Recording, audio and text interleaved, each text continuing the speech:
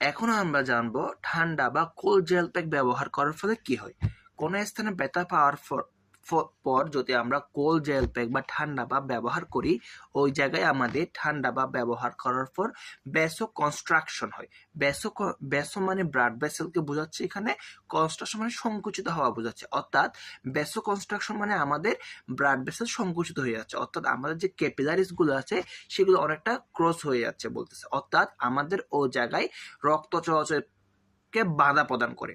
তাহলে আমাদের বুঝতে হবে যে আমরা কখন ঠান্ডা ব্যাপটা ব্যবহার করব, কখন গরম ব্যাপটা ব্যবহার করব। আমরা এখন জানবো কোন কোন ব্যথায় ঠান্ডা ভাপ ব্যবহার করব এবং কোন কোন ব্যথায় গরম ভাপটা ব্যবহার করব।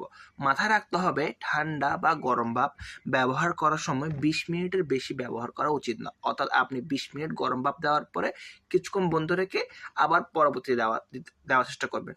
সেম ঠান্ডার ক্ষেত্রেও সেম জিনিসটা